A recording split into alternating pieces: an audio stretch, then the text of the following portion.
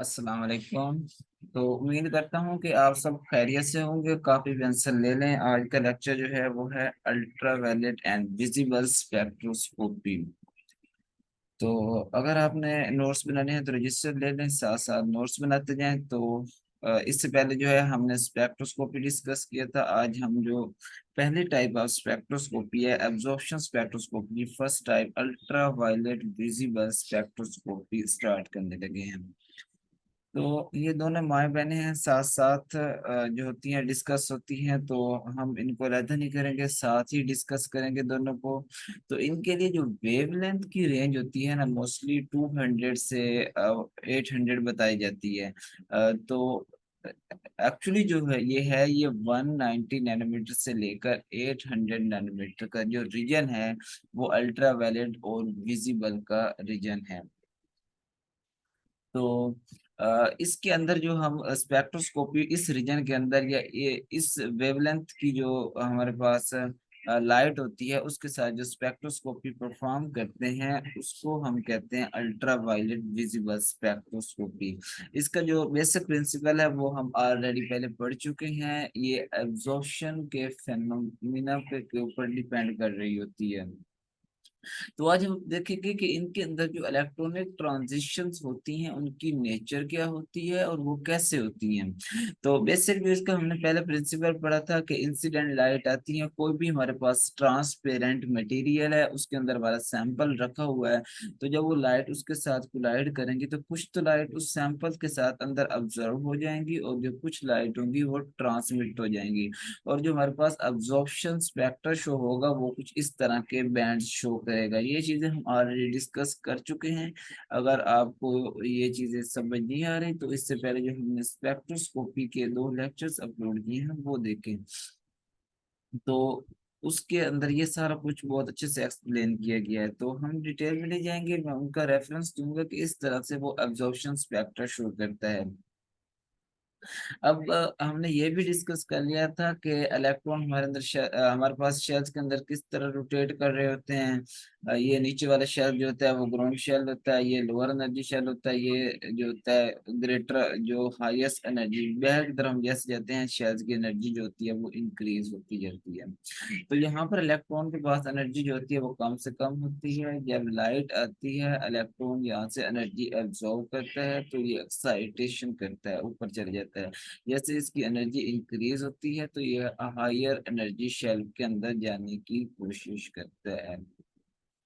तो एक्चुअली ये जो हमारे पास शेल होता है जिसके अंदर एक इलेक्ट्रॉन है, मतलब इसके पास कुछ ना कुछ है, तो हम इसको कहते हैं होमो, हाईएस्ट ऑक्यूपाइड मॉलिक्यूलर ऑर्बिटल।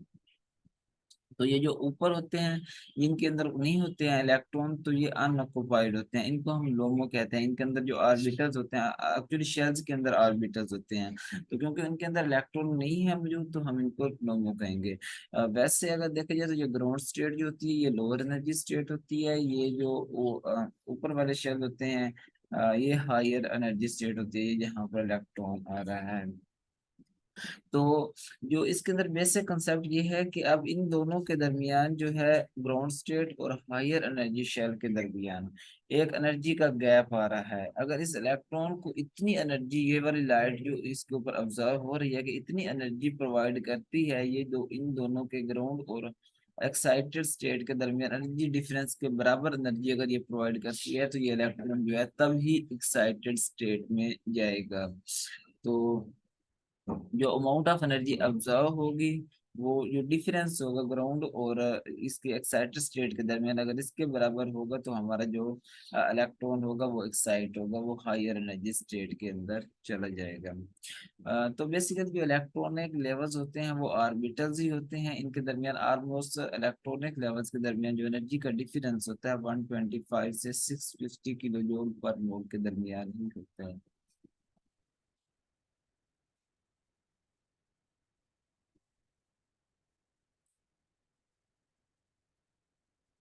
इसके अलावा ये जरूरी नहीं है कि मतलब दोनों के दरमियान जो हर 2 लेवल्स हैं उनके दरमियान एनर्जी का डिफरेंस ज्यादा हो, एक जैसा हो या उससे ज्यादा हो। तो ये डिपेंड करता है कि उनके दरमियान जो गैप है वो कितना आ रहा है, वो उसके हिसाब से जो एनर्जी का डिफरेंस होता है, लेकिन ऑलमोस्ट ये इसी रेंज के अंदर ही होता है। तो जब लाइट ये इलेक्ट्रॉन अब्जॉर्ब करते हैं तो उसके बदले में ये अब्जॉर्प्शन स्पेक्ट्रा शो करते हैं। तो हमारे पास जो नेचर आती है ना इलेक्ट्रॉनिक ट्रांजिशंस की, जब इलेक्ट्रॉन जो है वो लाइट ऑब्जर्व करता है तो उसके नतीजे में पांच जो है बेसिक टाइप्स की ट्रांजिशन शो करता है। मतलब ग्राउंड से एक्साइटेड स्टेट के अंदर जाने के लिए उसके पास पांच डिफरेंट तरीके होते हैं। तो जो सबसे नीचे लेवल है इसको मैंने पिक्टोरिकली इस तरह दिखाया गया है कि जो सबसे अंदर वाला शेल होता है सपोज वो हमारे पास सिग्मा है, उससे बाहर जो होता है वो हमारे पास पाई होता है, जो उससे बाहर होता है वो एन होता है। इसको हम जो है वो नॉन बॉन्डिंग भी कहते हैं, इसको जो है हम कहते हैं बॉन्डिंग ऑर्बिटल्स कहते हैं, ये नॉन बॉन्डिंग ऑर्बिटल्स होते हैं। और जो उससे बाहर होते हैं बिल्कुल उसके बाद पाई स्टार ऑर्बिटल होता है, ये एंटी बॉन्डिंग होता है, और ये सिग्मा स्टार ऑर्बिटल है ये भी एंटी बॉन्डिंग होता है। तो मोस्टली जो हमारे पास अल्केन्स होती हैं इनके अंदर सिग्मा से सिग्मा स्टार ट्रांजिशन होती हैं। बस इनके अंदर जो इलेक्ट्रॉन एक्साइट होता है जब लाइट अब्जॉर्ब होगी तो इलेक्ट्रॉन ये सिग्मा बॉन्डिंग ऑर्बिटल से उठेगा और ये सिग्मा स्टार के अंदर जाकर बैठ जाएगा।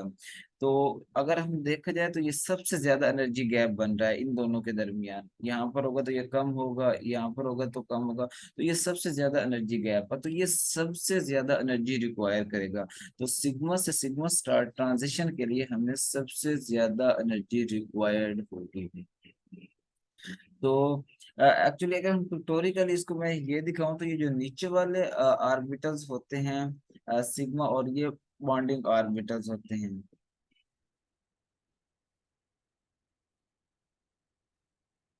ये बॉन्डिंग ऑर्बिटल्स होते हैं, ये नॉन बॉन्डिंग है, और ये जो दोनों है एंटी बॉन्डिंग है। इनको हम जो है वो होमो कहते हैं, इनको हम जो है वो लोगो कह देते हैं। उसके बाद जो सेकंड टाइप की हमारे पास ट्रांजिशंस होती हैं वो होती हैं सिग्मा से पाई स्टार ट्रांजिशन। यहाँ से अगर हमारे पास अगर कार्बोनाइल कंपाउंड्स हों तो उनके अंदर जो मोस्टली ट्रांजिशन होती हैं, जो इलेक्ट्रॉन्स होते हैं वो सिग्मा ऑर्बिटल से निकलते हैं और पाई स्टार में जाते हैं। तो अब अगर हम इसको कंपेयर करें इसके साथ तो ये एनर्जी गैप जो है ये थोड़ा कम हो गया। यहाँ पर जो इलेक्ट्रॉन था यहाँ से निकल रहा था और यहाँ पे जा रहा था, अब ये ऊपर नहीं जा रहा, यहाँ पे आकर रुक रहा है इधर सिग्मा स्पाई स्टार में यहाँ पर। तो ये वहां पर एनर्जी का जैसे डिक्रीज हुआ इसका मतलब है इसको कम एनर्जी चाहिए है। तो सिग्मा से पाई स्टार ट्रांजिशन के लिए जो हमें एनर्जी रिक्वायर्ड होगी वो सिग्मा से सिग्मा स्टार ट्रांजिशन से थोड़ी सी कम होगी। इसी तरह जो हमारे पास थर्ड टाइप की ट्रांजिशन होती हैं वो होती हैं पाई टू पाई स्टार ट्रांजिशन।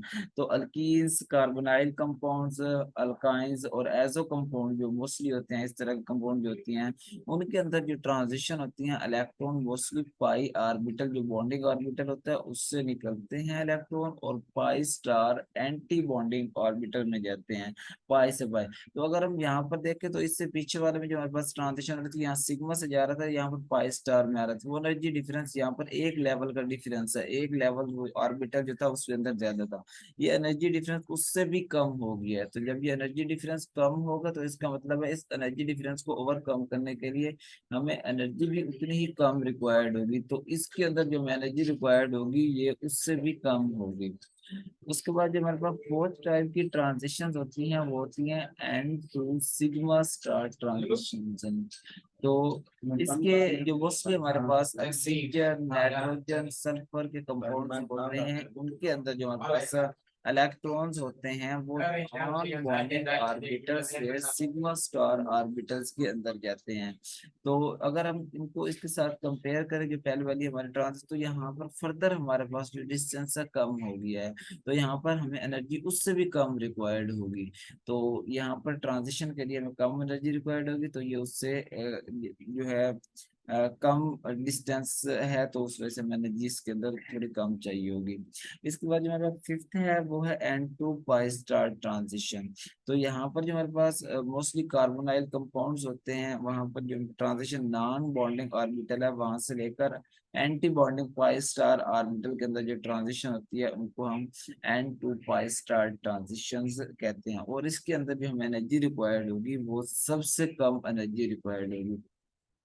तो अब अगर हम ऑर्डर बनाए एनर्जी का कि एनर्जी हमें किसके अंदर ज्यादा रिक्वायर्ड है किसके अंदर कम है, तो अगर वो फिर हम डिस्टेंस के हिसाब से देखेंगे उनके एनर्जी एनर्जी डिफरेंस कितना आ रहा है, लेवल जो उसके अंदर एनर्जी लेवल्स आ रहे हैं कितने आ रहे हैं। तो सिग्मा सिग्मा स्टार के अंदर जो एनर्जी का डिस्टेंस डिफरेंस होता है वो बहुत ज्यादा हाई होता है, तो उसके लिए हमें एनर्जी भी ज्यादा रिक्वायर्ड होती है, तो यहाँ पर ये सबसे ज्यादा एनर्जी रिक्वायर्ड करेगा। इस तरह इसके अंदर थोड़ा डिस्टेंस कम होता है, उससे थोड़ी कम एनर्जी चाहिए होगी, इसके अंदर उससे भी कम हो जाता है पाई से पाई स्टार में, तो उससे भी कम एनर्जी चाहिए होगी। इस तरह एन से सिग्मा स्टार में पहले वाले से भी कम हो जाता है, और एन से पाई स्टार में सबसे कम डिस्टेंस होता है, तो इसके अंदर हमें सबसे कम एनर्जी रिक्वायर्ड होगी। तो अगर हम इनको एक ही जो है डायग्राम्स के अंदर बनाएं तो आप देख सकते हैं कि ये सिग्मा और सिग्मा स्टार का डिस्टेंस सबसे ज्यादा है, तो इसके अंदर हमें एनर्जी भी ज्यादा रिक्वायर्ड होगी। अगर यहाँ पर देखें तो सिग्मा से पाई स्टार का इससे थोड़ा सा ये वाला जो है ये कम है, तो इसके अंदर इससे कम एनर्जी रिक्वायर्ड होगी। इसी तरह अगर हम पाई से पाई स्टार का देखें तो ये इससे भी एक जो ये वाला लेवल है ये कम आ रहा है, तो इसके अंदर उससे कम चाहिए होगी। और इसी तरह जो हमारे पास एन से सिग्मा स्टार है तो ये इस तरह बनाएगा, इसके अंदर उससे भी ये वाला लेवल ये देखिए कम आ रहा है, ये डिस्टेंस ज्यादा है ये कम है, उससे भी कम है। और इसी तरह बिल्कुल एन से पाई स्टार में सबसे कम डिस्टेंस है, तो इसके लिए सबसे कम एनर्जी रिक्वायर्ड होगी। अब जो इलेक्ट्रॉनिक एक्साइटेशन हमारे पास हो रही होती है उनकी नेचर क्या होती है। जो सारी ट्रांजिशन हमारे पास होती हैं, बेसिकली वो सारी की सारी जो होती हैं जो हमें नजर आ रही होती हैं वो सारी पॉसिबल नहीं होती हैं। तो जो ट्रांजिशन एक्चुअली में जिनको हम कह सकते हैं कि एक्साइटेड स्टेट के अंदर इलेक्ट्रॉन जा रहा है, तो उसको डिसाइड करने के लिए हमारे पास सिलेक्शन रूल्स होते हैं। सिलेक्शन रूल्स हमें बताते हैं कि कौन सी जो ट्रांजिशन है वो अलाउड ट्रांजिशन होगी और कौन सी जो ट्रांजिशन है हमारे पास फॉरबिडन ट्रांजिशन होगी। तो सिलेक्शन रूल ये कहते हैं कि अगर तो हमारे पास जो ऑर्बिटल्स हैं वो सेम प्लेन के अंदर आ रहे हैं, तो उस वहां पर जो एक्साइटेशन है वो हमारे पास अलाउड ट्रांजिशन होगी। और अगर तो हमारे पास जो ऑर्बिटल्स हैं वो जो है आउट ऑफ प्लेन आ रहे हैं, डिफरेंट प्लेन्स के अंदर आ रहे हैं, तो वहां पर जो हमारे पास ट्रांजिशन होगी वो फॉरबिडन ट्रांजिशन होगी। सपोज हमारे पास ये कार्बोनाइल का एक ग्रुप दिया गया है, इसकी हम स्ट्रक्चर इस तरह बना सकते हैं, एक सिंगल बॉन्ड होता है, यहाँ पर सिग्मा बॉन्ड बनाया गया है कार्बन और ऑक्सीजन के दरमियान। ऑक्सीजन के ऊपर जो दो लोन पेयर थे वो इस तरह बनाए हुए हैं, और जो कार्बन के साथ ये दो सिंगल बॉन्ड आ रहे थे इनको इस तरह बना दिया गया है। पाई बाण भी एक यहाँ पर हमारे पास मौजूद है, तो पाई बाण यहाँ पर पैरेलल ओवरलैपिंग से बनता है, तो यहाँ पर हमने ये पाई बाण भी जो है वो बना दिए है। तो अगर तो हमारे पास सिलेक्शन रूल ये कहते हैं कि जो हमारे पास इलेक्ट्रॉन की ट्रांजिशन है यहाँ पर पाई से पाई स्टार, ये देखें यहाँ पर जो पाई बाण है इस तरह मौजूद है, और ऊपर वाला जो पाई है बिल्कुल उसके पैरेलल जो है वो जो है सेम प्लेन के अंदर मौजूद है। तो अगर ये सेम प्लेन के अंदर यहाँ से इलेक्ट्रॉन जो है वो ट्रांजिशन करता है, ये ऊपर पाई स्टार में चला जाता है, तो ये सेम प्लेन के अंदर ट्रांजिशन हो रही है। तो इसके नतीजे में जो लाइट की एब्जॉर्प्शन होगी वो ज्यादा से ज्यादा होगी। तो इन ट्रांजिशन को हम जो है वो कह सकते हैं कि ये अलाउड ट्रांजिशंस होंगी। सेकंड जो हमारे पास है वो है फॉरबिडन ट्रांजिशन। तो अगर हम इसकी केस में देखें तो ये हमारे पास ये वाला जो ऑर्बिटल्स होता है ये नॉन बॉन्डिंग है, क्योंकि ये लोन पेयर खुद मौजूद है, ये किसी के साथ बॉन्डिंग नहीं कर रहे हैं या कोई बॉन्ड वगैरह नहीं बना रहे हैं। तो यहाँ से अगर इलेक्ट्रॉन हमारे पास निकलते हैं और पाई स्टार के अंदर आते हैं, तो ये देखिए ये डिफरेंट प्लेन के अंदर है एन वाला जो नॉन बॉन्डिंग है, और पाई स्टार जो है वो डिफरेंट प्लेन के अंदर मौजूद है, तो ये आउट ऑफ प्लेन है एक दूसरे के। तो यहाँ पर जो ट्रांजिशंस होंगी वो हमारे पास फॉरबिडन होगी, और जो लाइट की अब्जॉर्प्शन होगी वो कम से कम होगी। जिस तरह अलाउड ट्रांजिशन के अंदर लाइट अब्जॉर्व हो रही थी उतनी ज्यादा जो लाइट है वो फॉरबिडन ट्रांजिशंस के अंदर जो है वो अब्जॉर्व नहीं होगी। तो नेक्स्ट है हमारे पास जो ओरिजिन है यूवी बैंड स्पेक्ट्रा का, वो ओरिजिन क्या है। तो अगर हम कंपाउंड लेते हैं तो उसके अंदर जो है वो डिफरेंट लेवल्स आ रहे होते हैं। जो ज्यादा एनर्जी गैप के लेवल होते हैं वो इलेक्ट्रॉनिक लेवल होते हैं, ये मैंने इनको ब्लैक जो है वो लाइन से रिप्रेजेंट कर दिया, ये इलेक्ट्रॉनिक लेवल है ये इलेक्ट्रॉनिक लेवल है, इनके दरमियान सबसे ज्यादा एनर्जी डिफरेंस होता है।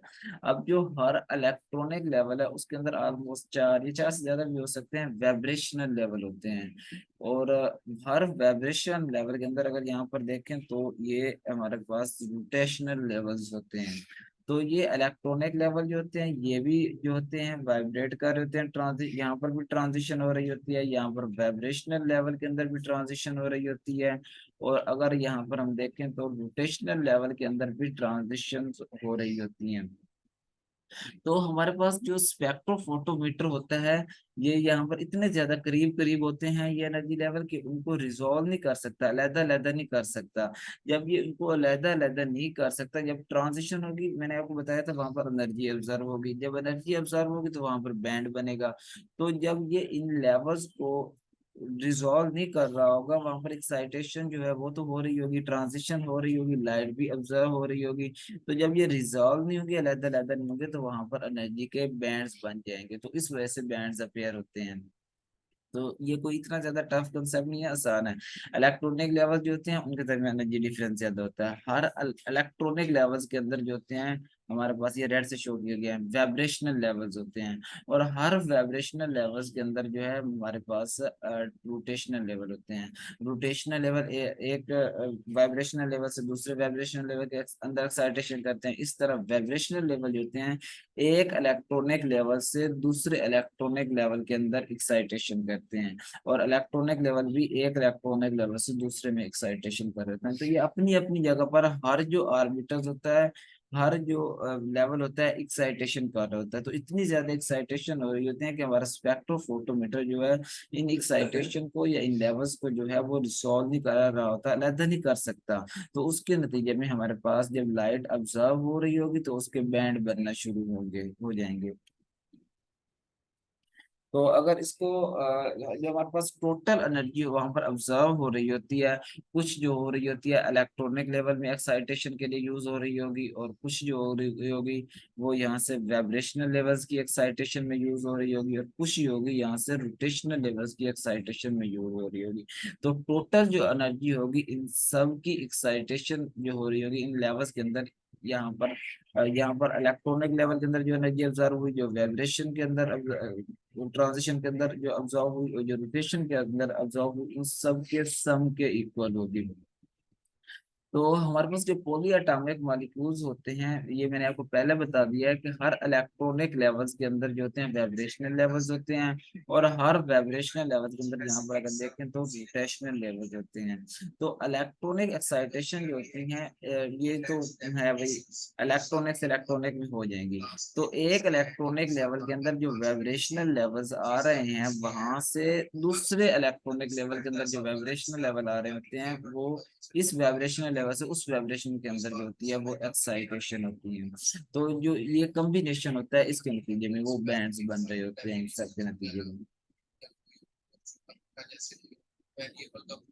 तो आज का टॉपिक जो था हमारा यहाँ तक था। नेक्स्ट जो है लेक्चर में हम डिस्कस करेंगे बेयर लैम्बर्ट लॉ।